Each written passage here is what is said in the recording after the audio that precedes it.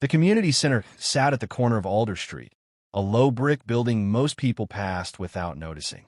On that summer evening, its windows were open, letting in warm air mixed with the smell of cut grass and car exhaust.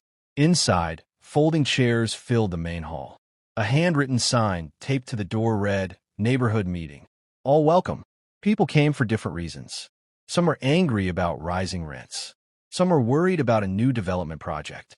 Some came out of habit, arms crossed, ready to complain and leave. At the front of the room stood a long table with microphones that barely worked.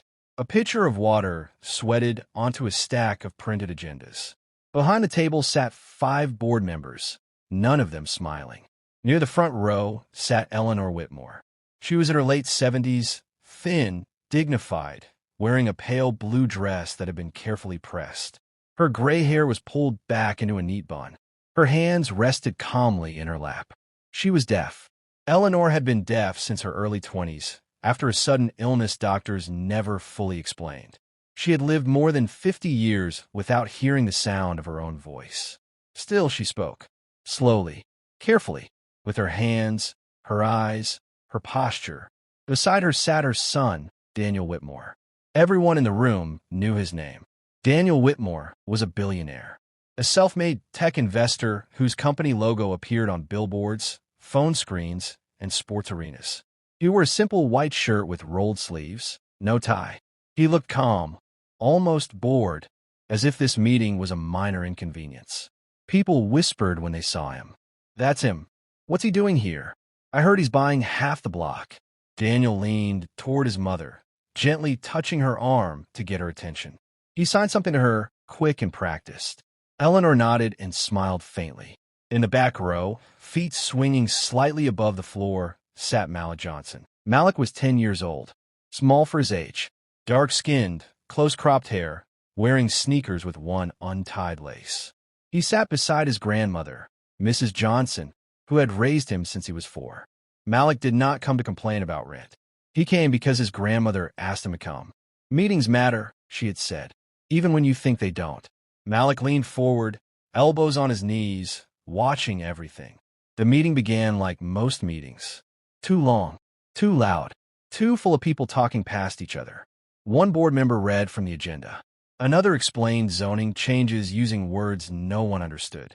A man stood up and shouted about parking. A woman argued back. Someone clapped sarcastically.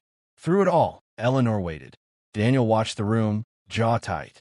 He had been here before, in rooms far more powerful than this. But tonight felt different. This was his mother's neighborhood, the place she had lived for decades, the place she insisted on speaking for herself.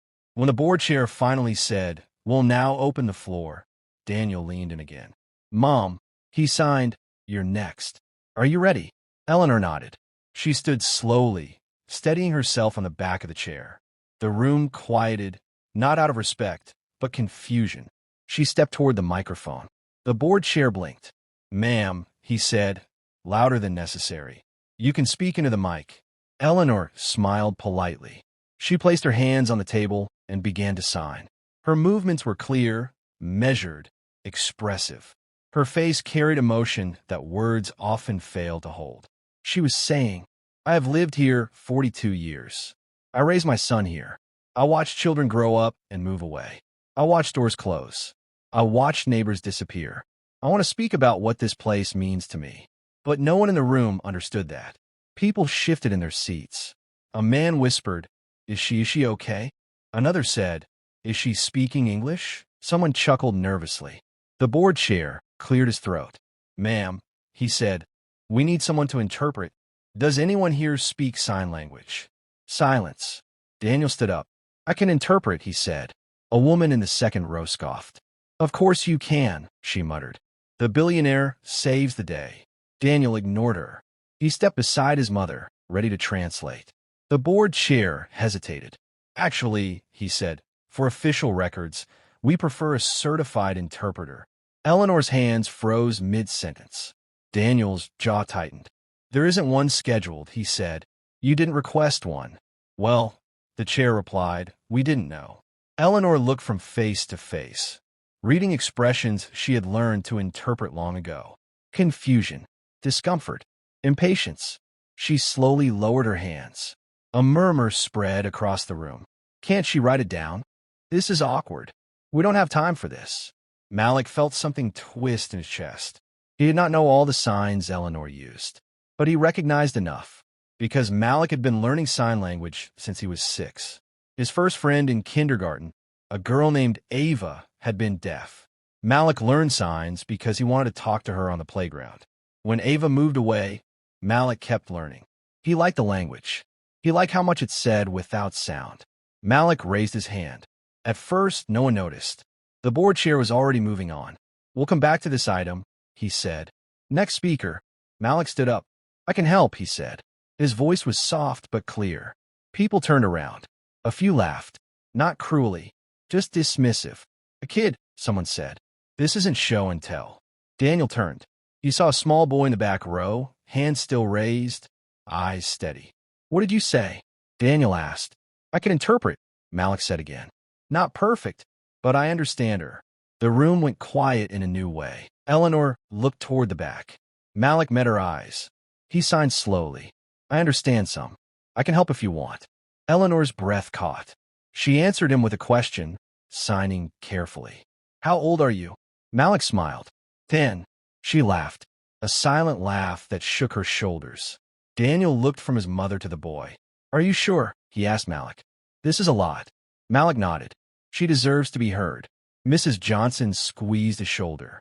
Go on, she whispered. The board chair hesitated. This is highly irregular. Daniel leaned forward. So, is ignoring a resident because she's deaf. A pause. Then the chair sighed.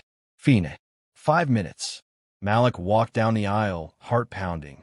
He stood beside Eleanor, barely reaching the microphone. She looked down at him, eyes shining. They began. Eleanor signed.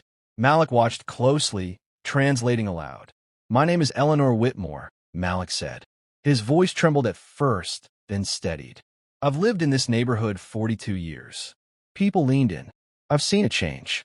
I've seen good changes and bad ones. I've seen people I me pushed aside because it's easier not to listen. The room grew still. I am deaf. I always have to fight to be heard. Tonight, I came to speak for my neighbors who feel the same way, even if they can hear. Malik paused, checking Eleanor's face. She nodded. Continue. I'm not against progress. I'm against forgetting. When you build something new, remember who was here before. Someone in the back wiped their eyes. The woman who scoffed earlier stared at the floor. Eleanor finished. Malik lowered his hands. For a moment, no one spoke. Then someone clapped. Then another. Soon the room filled with applause, real and sustained. The board chair cleared his throat, softer now. Thank you, he said. Both of you. Eleanor reached out and held Malik's hand. Daniel watched, stunned. When the meeting ended, people lined up, not to complain, but to speak to Eleanor. To Malik, to say thank you. One man said, I didn't even think about how hard this must be. A woman said, You did great, young man. Malik shrugged, embarrassed. I just translated. Daniel knelt in front of him. You didn't just translate, he said quietly. You changed the room. He handed Malik his business card. Malik looked at it, then at Daniel. I don't need money. Daniel smiled. I know. Eleanor tapped Malik's arm and signed one last thing. You reminded them I exist. Malik swallowed. You always did. That night, nothing about the building changed. No votes were reversed. No checks were written. But something else shifted. People left quieter. Kinda. More aware. And Malik walked home, knowing that sometimes the bravest voice in a room is the one no one expects. Life lesson. Understanding is not about power, age, or wealth. It is about paying attention. Sometimes it takes a child to show adults how to listen.